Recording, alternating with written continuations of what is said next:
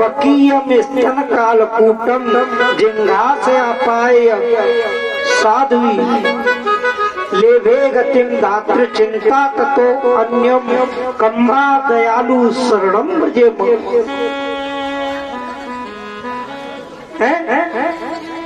राक्षसी थी पूतना और कन्हैया को मारने के लिए आई, पर उसने माँ की तरह कन्हैया को दूध पिलाया। आज कन्हैया ने अपनी दयालुता का परिचय दिया, उस पूतना को माँ जैसी सदगति प्राप्त कर दी, सदगति दे दी, माँ जैसी गति दे दी। बोलिए गोविंद भगवान की। तभी तो कहते हैं ऐसो उदार जग माही बिन सेवा जो द्रवहि दीन पे राम सरिस को नाही। कन्हैया इतना दयालु है, कृपालु है साहब, और भक्तों के लिए तो पता नहीं क्या क्या कर देता है। इंद्र को जमा कर दिया।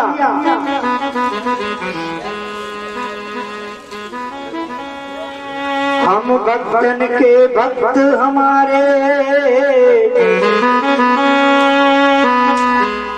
सुने अर्जुन प्रतिज्ञा मेरी, यह व्रत टारे न टारे। भक्तों के लिए तो गोविंद अपनी प्राण भी न्यौछावर कर सकते हैं। भगतन ने मोकू नाना भांति नचाया, भक्त हमारे पग धरे वहाँ धरू में हाथ, सदा संग लागत फिरो कबो न छोड़ू सा।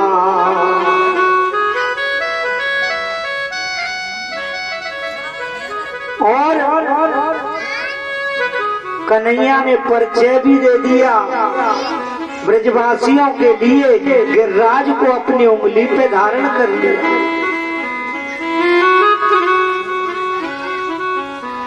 एक मुझे भक्तमाल में से कथा याद आ गई। एक सक्कू बाई थी, विट्ठल भगवान से विट्ठल, हमारे यहाँ कहते हैं कृष्ण कन्हैया, और महाराष्ट्र में उन्हें विट्ठल नाथ भगवान बोलते।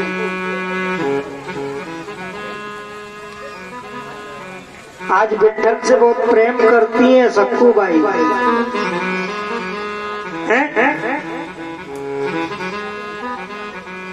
कुछ दिनों बाद उनके पिताजी खत्म हो गए सक्कू बाई के। बहुत रोई, कहने लगी मेरा पिता मेरा विवाह भी करके नहीं गया।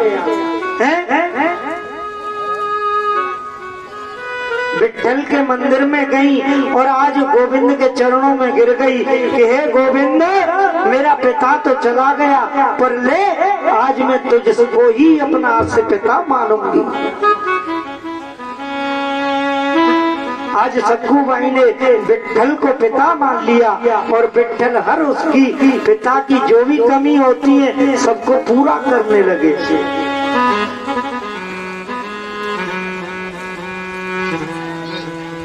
माँ पहले ही मर चुकी थी, बाद में पिता मर गए, अब तो वो मंदिर में ही रहने लगी। रोज जाती है कन्हैया के चरणों में गिर करके, रोज एक एक दो दो घंटे रोती है कि कन्हैया अब तो सब कुछ मेरा तू ही है। पुजारियों ने कहा ये लड़की कौन है, रोज आती है। पुजारियों ने पूछा बेटी तू किसकी लड़की है, तेरा पिता कौन है? बोल मेरा पिता ये विट्ठल है। बोल नहीं नहीं हम तेरे माँ और बाप के बाप। बोल मेरा सब कुछ ही है।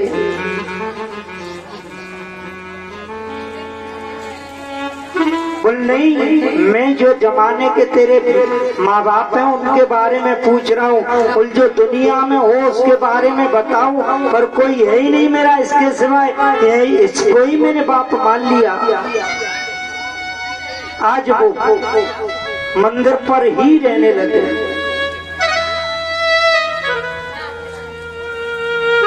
विवाह योग्य जब वो सक्कूबाई हुई तो पुजारियों ने उस मंदिर में जो भी दान आता था उसको इकट्ठा करके उस सक्कूबाई की विवाह की तैयारियां शुरू कर दी।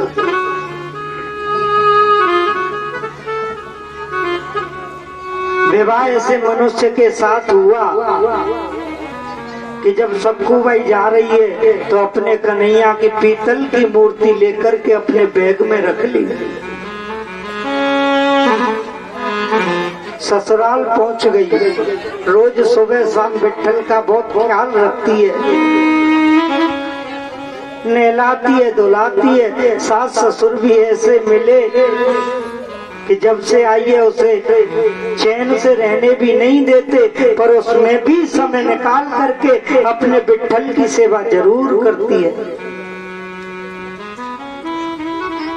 एक दिन उसके पति आए, विट्ठल को नहला रही थी। देखा हो ये कौन है? झटक करके विट्ठल को छुड़ा लिया। ये क्या है? क्यों ड्रामा करती है तू? सक्कू ने चरण पकड़ लिए कि हे गोविंद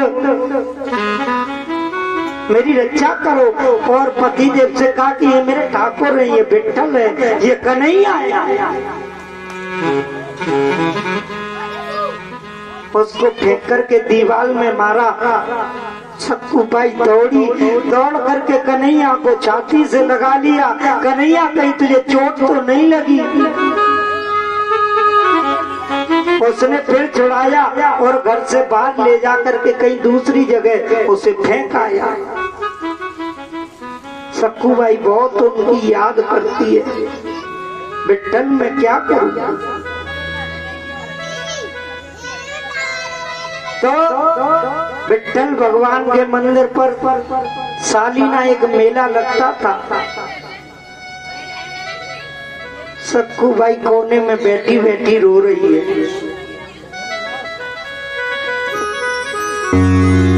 रो रही है, विट्ठल तू तो मेरा बाप है रे, जो कुछ मांगना है गोविंद से मांगो। पर ये जमाना है कलयुगी, कोई किसी से मांग रहा है, कोई किसी से, और लोग ये भी सोचते हैं कि भागवत में करा दूंगा, मैं भागवत में दान दे दूंगा। तू कौन है लेने वाला? तुझे कन्हैया ने देने लायक बनाया है तब देगा तू। वैसे ही इनकार लेकर के बैठा है। सक्कूबाई रो रही है, ए कन्हैया मैं तेरे दर्शन करना चाहती हूँ रे, और अब तो तेरा मेला चल रहा होगा। रोने लगी घुट घुट करके। कन्हैया कैसे भी आज मुझे तू अपने दर पे बुला ले। उसकी ननद आई, केस पकड़ लिए, बोले खड़ी हो जा, चल चल पानी भरने के लिए जा। उसने कलश लिया और सर पे रखा, कुएं की तरफ चल दी। रोती जा रही है, कई दिन से कुछ नहीं खाया है, दुबली पतली हो गई है। कुएं पे पहुंच गई। उसने एक नजारा देखा कुएं पे कि बिल्कुल सक्कूबाई जैसी शकल की एक दूसरी गोपी उस कुएं पे जल भरने के लिए आई। बिल्कुल सक्कूबाई जैसी शकल थी उसकी। सक्कूबाई बोली, गोपी तू कहाँ की है? बोल मैं यही पास गांव में रहती हूँ।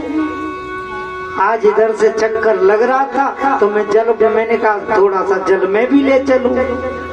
सक्कू ने कहा तू तो बिल्कुल मेरी जैसी हूबहू शकल की है। तो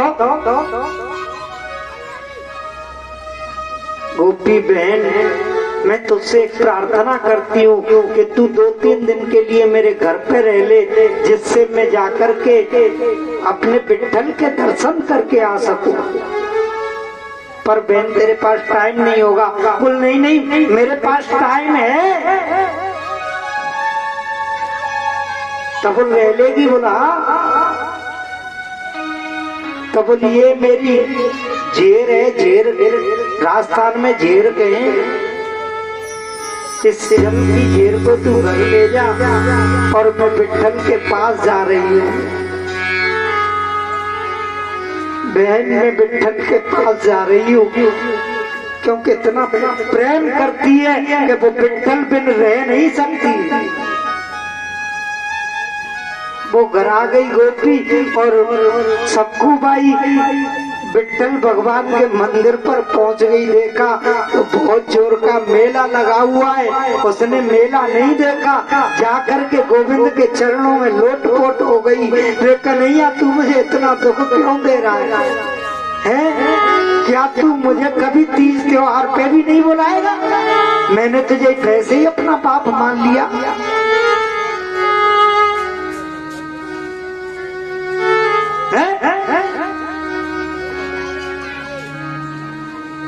उसकी समाधि लग गई उनके चरणों में।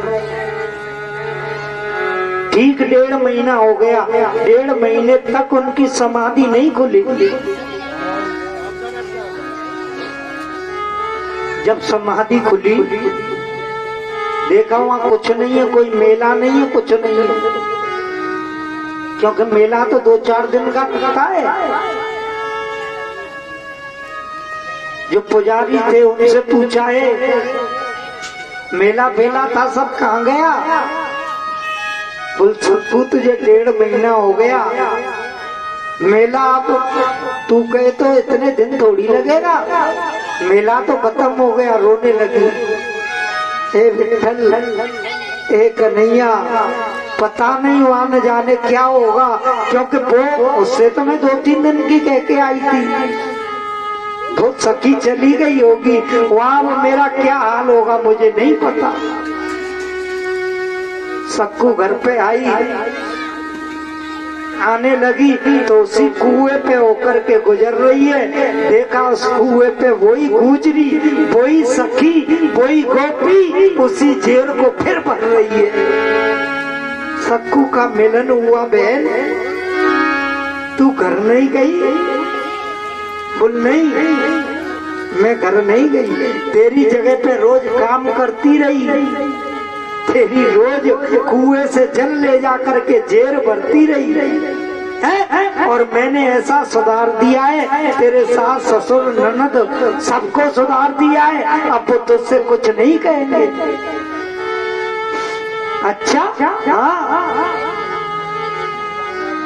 गोपी ने चक्र पकड़ लिए, लेट गई। रे कन्हैया मैं तेरे वहां दर्शन करने गई है, पर तू तो यही आ गया रे। आज वो सखी विठ्ठल के रूप में आकर के सक्कू बाई को दर्शन दिया।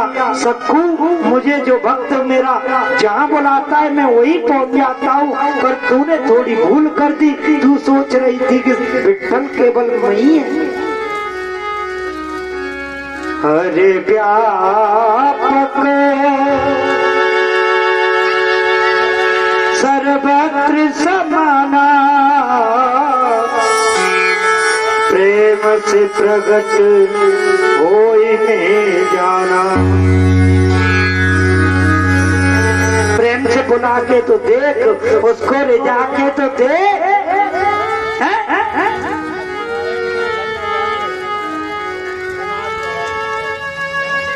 महाराज टाइम नहीं है,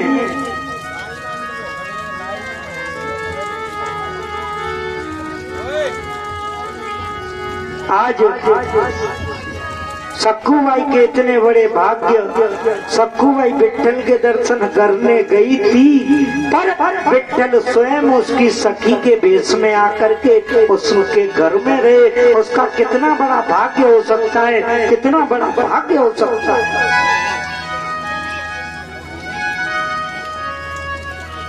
आज कन्हैया ने इंद्र को क्षमा कर दिया।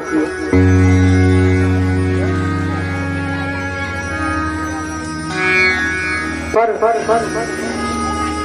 कहा कि इंद्र, तूने गलत कुछ नहीं किया, केवल थोड़ा सा गलत किया कि तूने मेरे ब्रजवासी सखाओं को मारने की कोशिश की।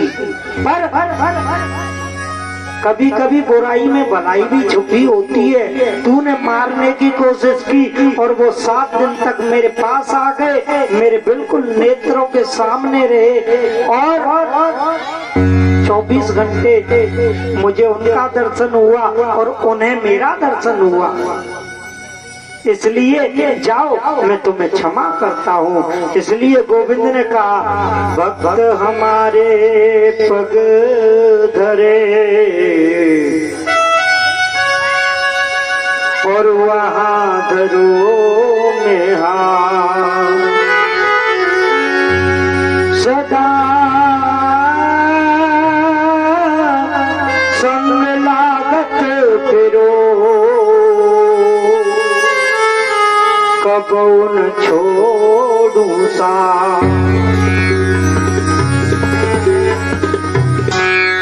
इंद्र, तूने बहुत बड़ी कृपा की जो ये सभी मेरे साथ रहे।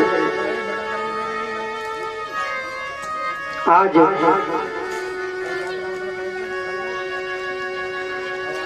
याद उनकी आएगी कभी न कभी,